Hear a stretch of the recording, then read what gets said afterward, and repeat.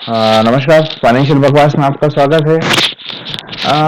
बहुत सारे लोगों के पास में शेयर सर्टिफिकेट हैं, तो अब वो पूछते हैं कि अब अपना निवेश कैसे निकालें। उन्होंने सालों पहले खरीद के रख लिए, लेकिन बाद में फिर ट्रेडिंग का तरीका बदल गया, शेयर मार्केट का तरीका बदल गया, तब उनके पास में वो शेयर सर्टिफिकेट है। अब उसका क्या करें?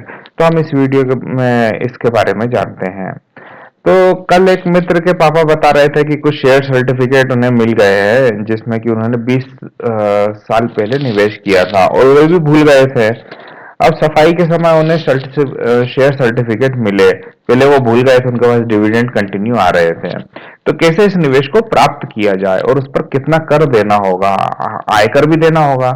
तो हमने उन्हें बताया कि आजकल तो फिजिकल शेयर सर्टिफिकेट के जरिए आप अपने शेयर तो बेच नहीं सकते हैं। इसके लिए आपको शेयर सर्टिफिकेट्स को डिमेटेरियलाइज करवाना होगा।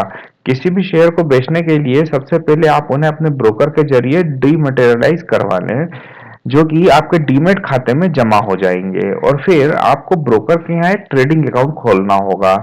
जब आपके शेयर आपके डीमेट खाते में आ जाएं, तब उन शेयरों को आप अपने ट्रेडिंग अकाउंट के जरिए बेच सकते हैं। तो क्या होगा कि आपका जो शेयर ब्रोकर है वो आपको कुछ फॉर्म देगा, वो बताएगा कि आपको नोटरी करना है। वो सब डॉक्यूमेंट आपको वो जो हम पर भी बताएगा वो आपको भेजना होंगे, जैसे कि कंपनी में या सेबी में। और उस इस प्रोसेस में कम से कम 1 महीना से 2 महीना लग सकता है।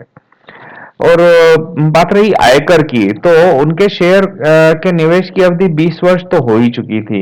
हमने उन्हें बताया कि अगर 12 महीने से ज्यादा शेयर बाजार में आपने रकम को निवेशित रखा है, तो आपके निवेश को लंबी अवधि का निवेश माना जाता है, और आपके इस निवेश को लॉन्ग टर्म कैपिटल गेन माना जाता है। और लॉन्ग टर्म कैपिटल गेन पर कोई कर देय नहीं होता है, कोई टैक्स नहीं लगता है। जब आप शेयर बेचेंगे तो अपने आप ही सिक्योरिटी ट्रांजैक्शन टैक्स लग जाएगा, और तो सिक्योरिटी ट्रांजैक्शन टैक्स देने पर लॉन्ग टर्म कैपिटल गेन की आय कर में छूट प्राप्त है। उन्होंने हमें बताया कि निवेश किया पैसा तो हमारा कब का ही डिविडेंड के रूप में आ गया। अब तो जो भी है सब फायदे का पैसा है, तो सोचा कि अब इन शेयरों को बेचने की स्थिति में लाया जाए, जिससे कि अगर कभी जरूरत पड़ी तो कम से कम शेयरों को बेचकर पैसा तो मिल जाएगा। तो बात सही है। हाँ, उन्होंने 20 वर्ष निवेश रखा, अपने निवेश को एक जगह रखा, उन्होंने छेड़ा नहीं। तो इसका फायदा यही है कि अगर आप जब भी निवेश करते हैं तो ध्यान रखें आप लंबे समय के लिए निवेश करें, तो आपको अधिकतर आपका पैसा जो है डिविडेंड के रूप में वापस मिल जाता है। कई कंपनियां 5 से 10%, 15% भी डिविडेंड देती हैं। इस तरह की जानकारियां पाने के लिए आप हमारे फाइनेंशियल बकवास चैनल को सब्सक्राइब करिए। नीचे सब्सक्राइब बटन दे रखा है, और हमारी वेबसाइट है वित्तगुरु.com, उस पर भी आप जा सकते हैं। लाइक करिए हमारे चैनल को, हमारे वीडियोस को। हमारे चैनल पर आप टिप्पणी करिए, कमेंट्स करिए, हम उसका जवाब देंगे।